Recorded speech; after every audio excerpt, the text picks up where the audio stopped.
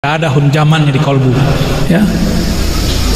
Kata beliau, orang baca la ilaha illallah, dia mesti meyakini di kolbunya bahwa alam semesta ini tiadalah hakikatnya kecuali diwujudkan oleh Allah Subhanahu wa ta'ala. Tapi itu bahasa halus, ada bahasa yang lebih vulgar lagi. Saya dulu belajar Thariqat Syattariyah. Saya ditanya kepada guru, supaya zikir la ilaha illallah ini mantap di thariqat ini, paling ujung, paling mantap, paling cepat merasakannya bagaimana? Ini boleh dipakai ya, karena ini sudah ditulis di kitab-kitab. La ilaha illallah, ini jangan salah paham, ini pelan-pelan kita terjemahin. La ilaha, meniadakan tubuh kasar. Illallah, hanyalah Allah di dalam batin. Masih kurang paham kan? Nah, kita tambahin lagi penjelasannya. La ilaha, tiadalah daging, tiadalah tulang, tiadalah darah, tiadalah rambut, tiadalah kulit, tiadalah tubuh, tiada, habis. Illallah, kecuali semuanya itu diciptakan, dihembuskan oleh Allah Subhanahu wa ta'ala. Gitu. Sehingga ketika kita berzikir la ilaha, terpandang tubuh yang kasar, illallah dihunjamkan ke dalam kolbu, barulah bertahta nama Allah. Orang yang seperti ini, dia tidak akan menyekutukan Allah lagi dengan air, tidak akan menyekutukan Allah lagi dengan makan, atau asbab air dan makan, yaitu duit. Karena la ilaha illallah. Tapi ada yang salah faham. Apa kata mereka? Tiadalah daging, tiadalah tanah, tiadalah apa? Urat, tiadalah darah kecuali Allah. Tubuhnya jadi Allah. Ini pelajaran awal ahlu sunnah aja salah itu. Di akidah ahlu sunnah, Allah laisa bijismin, Allah bukanlah jisim, laisa kamislihi syai'. Maksud tuan guru kita dulu, tiadalah ada dagingmu, tiadalah ada darahmu, tiadalah ada kudrat iradatmu kecuali dengan Allah Subhanahu wa ta'ala. Bukan jadi Allah pian. Ya. Namun ada orang lagi sakar mabuk, dia tidak, yang dia lihat hanya Allah, tapi orang melihat dia menyebut dirinya Allah. Itulah yang terjadi pada guru Abdul Hamid, ya, Abulung ya, ya Syekh Siti Jenarnya Banjar kan beliau, atau Halatnya Banjar. Allah berkalam kepada baginda Nabi Muhammad sallallahu alaihi wasallam, Kul ana basyarum mislukum. Katakan hai Muhammad, aku, ini Allah yang perintah, aku adalah bashar, manusia yang sama, mislukum, seperti kamu. Hati-hati, banyak orang titik di situ, akhirnya dia mengatakan Muhammad sama aja dengan kita, ya. Ini hati-hati, yang mengatakan itu kalau nggak orientalis, kalau nggak kelompok-kelompok ekstrim yang mengharamkan maulid Nabi, ya. Sekelompok apa? Antum lebih tahu ya. Ya. Apa? Hantu Banyu. Horor sekali guru. Itu penamaan dari guru tuh ya. Jadi ada kelompok, kata guru, yang suka membid'ahkan maulid sama zikir barusan, namanya kelompok Firqah Hantu Al-Banyuwiyah.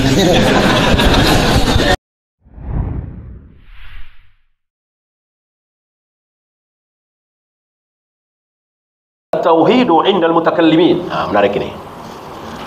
Tauhid menurut ahlul kalam. Antum tahu siapa ahlul kalam ya? Mu'tazilah, falasifah, ini ahlul kalam, yaitu orang-orang yang belajar agama dan mengedepankan akal. Para ulama ahlu sunnah menyebut mereka sebagai ahlul kalam diawali dari fitnatu khalqil Quran, diawali dari fitnah, cobaan tentang anggapan bahwa Al-Quran adalah makhluk, bukan kalamullah. Maka mereka yang mengatakan bahwa Al-Quran adalah makhluk bukan kalamullah, oleh para ulama ahlu sunnah disebut ahlul kalam, dari kata-kata kalamullah, ya. Maka semenjak saat itu mereka diberi nama ahlul kalam atau al-mutakallimin. Kenapa? Karena mereka pakai akal. Kalau ahlu sunnah pakai dalil, bisa difahami ya fahami, nggak bisa difahami ya sudah diserahkan kepada Allah. Pokoknya Allah bersemayam di atas arsy, titik. Pokoknya Allah menghadapkan wajahnya ke wajah orang yang sedang sholat, titik. Pokoknya Allah turun ke langit dunia setiap sepertiga malam, titik. Kan gimana cara memahami ini? Cukup diimani apa adanya, tirukan apa adanya. Ya. Nah, termasuk bahwa Al-Quran adalah makhluk. Mereka pakai akal. Siapa makhluk? Siapapun selain Allah. Sampai di sini benarkah? Ya benar. Siapapun selain Allah kan makhluk. Siapapun selain Allah makhluk. Jibril, Mikail, bukan Allah, berarti makhluk, betul. Arsy dan pemikulnya, pemikul arsy, bukan Allah, berarti makhluk, betul. Al-Qalam, Lauh Mahfuz, Allah bukan, berarti makhluk, betul.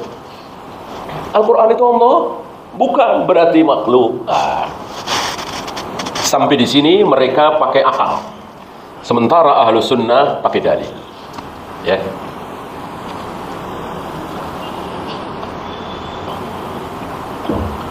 Apa dalil? Nabi mengajarkan kepada para sahabat dan kepada kita semua tentunya untuk berlindung kepada Al-Quran. Kalau Al-Quran itu makhluk, berarti Nabi ngajarin syirik. Waliyadzubillah. Mana mungkin Nabi ngajarin syirik? Nabi mengajarkan kita semua untuk berlindung dengan kalimat-kalimat Allah, Al-Quran. A'udzu bi kalimatillahi tammati min syarri ma khalaq. Itu ajaran dari Nabi alaihi salatu wasallam, diucapkan oleh para sahabat, tabi'in, atba'ut tabi'in, dan kita semua. Mohon perlindungan kepada Al-Quran. A'udzu bi kalimatillahi tammah. Berarti Al-Quran bukan makhluk. Gimana disebut makhluk? Sedangkan Al-Quran itu adalah ucapan Allah, firman Allah, perkataan Allah, keluar dari diri Allah. Yang pertama kali mendengar Al-Quran siapa? Tentu Jibril, ya kan? Bukan Rasulullah Muhammad SAW, bukan. Beliau yang kedua. Ya manusia, iya beliau. Makhluk, ya Jibril. Jibril mendengar dari siapa? Dari Allah langsung. Teknisnya seperti apa tidak usah kita bayangkan, bahwa Jibril betul-betul mendengarkan Bismillahirrahmanirrahim. Alhamdulillahirabbil alamin, arrahmanirrahim. Alif lam mim, dzalikal kitabu la raiba fi, dan seterusnya, itu langsung dari Allah. Bagaimana sesuatu yang keluar dari Allah, ucapan Allah, suara Allah, lalu disebut makhluk? Ya tidak mungkin. Kan itu menempel pada diri Allah. Al-Quran itu, ucapan Al-Quran itu. Ini akal barangkali untuk memahami dalil. Akalnya ahlu sunnah dipakai untuk memahami dalil. Beda dengan ya.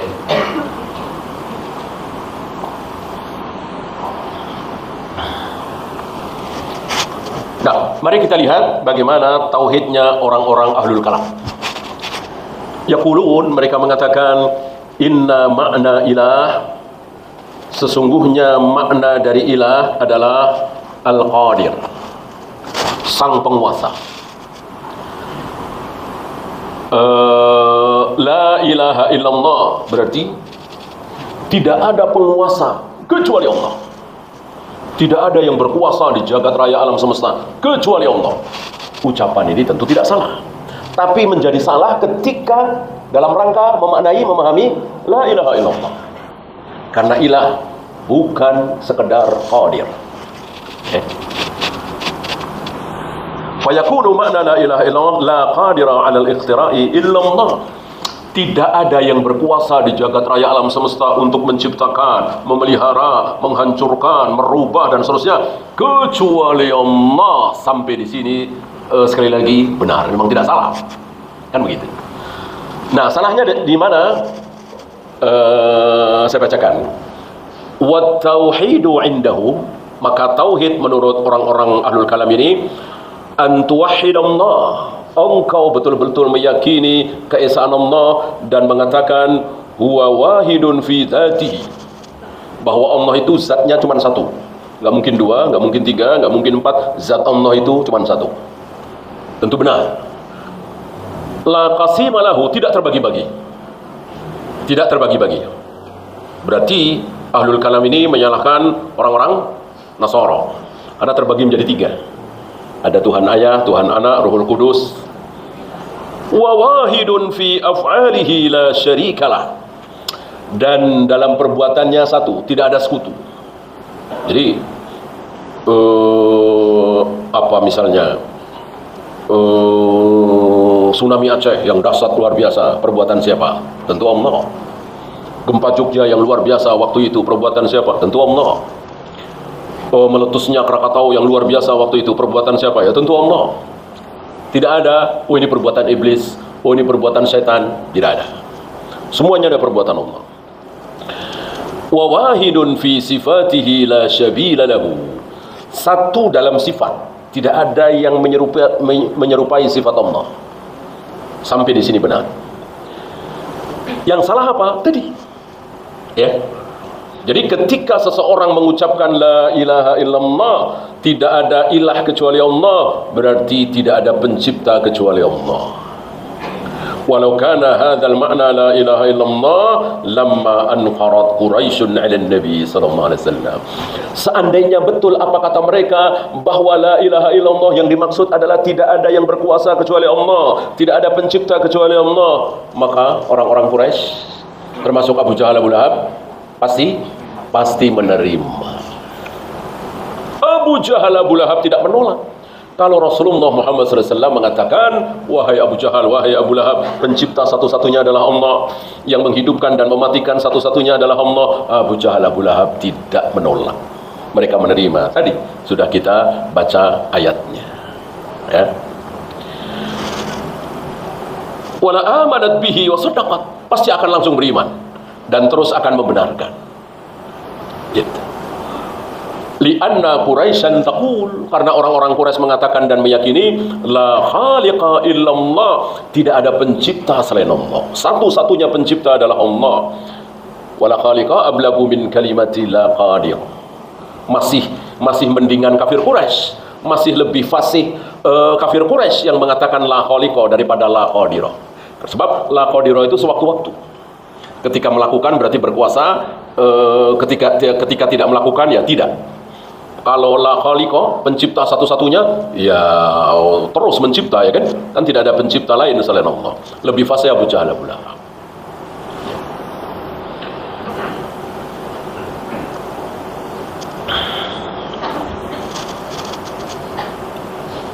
Fasara fahmul musyrikina khairan min fahmi haula'il mutakallimin. Maka pemahaman kafir Quraisy musyrik Abu Jahal, Abu Lahab lebih baik dari pemahaman orang-orang ahlul kalam itu, al-muntasibina lil Islam, di mana mereka mengaku Islam. Abu Jahal, Abu Lahab tidak mengaku Islam. Ini luar biasa kalau orang sesat, sama dengan orang ngajinya sesat, belajar ayat, belajar hadis tapi sesat. Hasilnya lebih buruk dari yang tidak ngaji, dari orang awam yang nggak ngaji. Ya. Orang awam yang nggak ngaji, yang bodoh, itu ketika istrinya hamil tua, tentu nggak berani kemana-mana, nungguin, ya kan? Yang paling bertanggung jawab terhadap kelahiran seorang wanita kan suaminya, ya. Ini nggak pernah ngaji, wah, ini yang ngaji malah ditinggal kemana-mana. Itu suami hamil tua udah 9 bulan, yo, ke sono, ke Surabaya, ke Sidoarjo, padahal nggak ada yang ngundang, nggak ada yang nyuruh. Aneh sekali ini, lebih bodoh dari orang awam. Lebih bodoh, ya. Ketika orang awam dipersilahkan, Pak, isi ceramah, oh nggak mau saya bisa apa?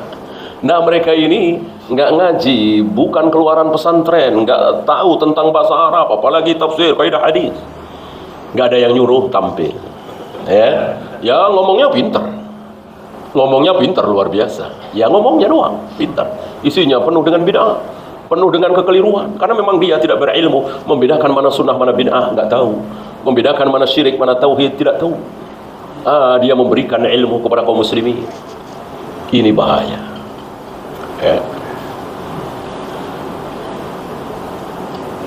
Ini satu contoh di antara puluhan, mungkin ratusan contoh, bahwa orang yang belajar akan menjadi lebih bodoh dari yang tidak belajar. Kenapa? Belajarnya salah, manhajnya keliru. Masih ingat penyesalan Ar-Razi, Fakhrur Razi, yang menghabiskan waktu untuk belajar filsafat. Ketika terus merenung berpikir, luar biasa, dengan belajar filsafat menjadi bodoh. Beliau berhayal, beliau menginginkan, mencita-citakan untuk menjadi orang kakek-kakek atau nenek-nenek Naisabur. Naisabur itu satu daerah kecil yang jauh dari keramaian. Ilmu filsafat nggak sampai ke sana. Maka orang-orang sana, kaum muslimin sana, selamat dari ilmu filsafat. Karena ilmu filsafat biasanya masuk kota, perguruan tinggi. Sampai hari ini. Sampai hari ini di kota-kota, perguruan tinggi Islam kemasukan ilmu filsafat, dan mereka bangga. Mereka merasa hebat belajar filsafat. Padahal belajar filsafat pagi hari, siangnya sudah bodoh. Jadi nggak paham. Ucapan Imam Syafi'i, kaum muslimin menjadi tidak paham terhadap Al-Quran ketika kaum muslimin membaca filsafat. Karena filsafat itu berpikir untuk urusan dunia, iya. Karena kita memang disuruh. Afala yanzuruna ilal ibili kaifa khuliqat wa ilas sama'i kaifa rufi'at wa ilal jibali kaifa nusibat. Kita disuruh berpikir. Lihatlah unta, bagaimana unta itu diciptakan. Ada satu keanehan yang luar biasa, keajaiban yang luar biasa. Tidak minum berhari-hari tapi kuat. Ketika disembelih, di dalamnya malah ada airnya. Ini kan luar biasa. Silahkan berpikir. Bagaimana langit ditinggikan, bagaimana gunung ditegakkan.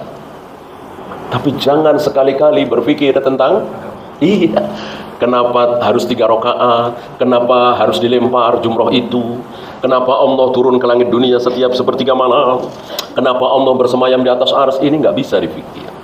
Tentang agama, tentang dalil, tentang qala Allah wa qala Rasul. Nah, orang-orang filsafat meracuni kaum muslimin untuk berpikir masalah agama juga.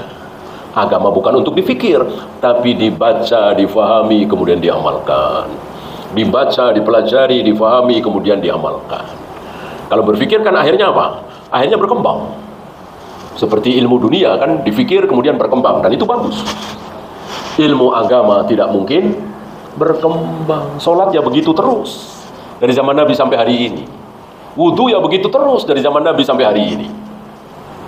Kalau berkembang berarti bid'ah. Dulu Nabi mengusap kepala, berikut telinga berapa? 1 kali. Berkembang jadi 3 kali. Sunnah apa bid'ah? Ya bid'ah. Karena memang tidak boleh berkembang. Agama itu ya seperti itu. Harus sama dengan apa yang dicontohkan oleh Nabi dan para sahabat. Tidak boleh berkembang, tidak boleh ada hal yang baru.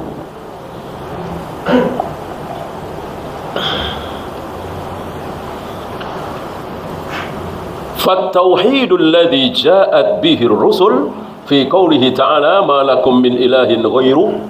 Tidak ada ilah bagi kalian kecuali Allah. Ai min ilahin hakikiyyin. Maksudnya ilah yang hak. Bukan ilah-ilah alihah, sembahan-sembahan. Ya kalau sembahan memang banyak. Lata, Uzza, Hubal, Manat kan sembahan. Di negeri kita banyak sekali yang disembah. Berarti ada sembahan lain selain Allah? Ya ada, tapi enggak hak. Ya, sebab kalau dikatakan enggak ada sembahan kecuali Allah, itu banyak yang disembah. Sembahan yang hak. Maka la ilaha illallah belum lama kita bahas la ma'buda bihaqqin illallah. Tidak ada yang disembah dengan hak kecuali Allah. Kalau tidak ada yang disembah kecuali Allah, ya salah. Banyak sekali yang disembah selain Allah. Ya. Bahkan dikatakan ada manusia yang menyembah apa? Afara'aita man ittakhadha ilahahu hawahu. Menyembah hawa nafsu. Kata siapa? Kata Al-Qur'an. Surat Al-Jasiyah ya. Dikatakan, tidakkah engkau lihat ada orang yang menjadikan hawa nafsunya itu sebagai ilah? Betul-betul ilah. Man ittakhadha ilahahu hawahu. Hawa nafsunya dijadikan ilah. Artinya apa? Apa yang dia inginkan, dia lakukan. Mau halal, mau haram. Pengen zina, zina. Pengen minum khamr, minum. Pengen judi, judi. Ya, orang-orang kafir itu. Apa ada orang kafir yang menahan diri ketika menginginkan sesuatu? Mereka lampiaskan. Ya, mereka tidak lampiaskan, biasanya mereka tidak sanggup. Mungkin nggak ada uang, mungkin nggak ada kesempatan. Kalau ada uang, ada kesempatan, mereka lakukan. Dan bagi mereka tidak tercela kan? Yang penting tidak merugikan orang lain. Bagi mereka kan seperti itu. Lihat, hawa nafsu saja bisa menjadi ilah. Assalamualaikum warahmatullahi wabarakatuh. Sampai jumpa kembali di World Islam Channel.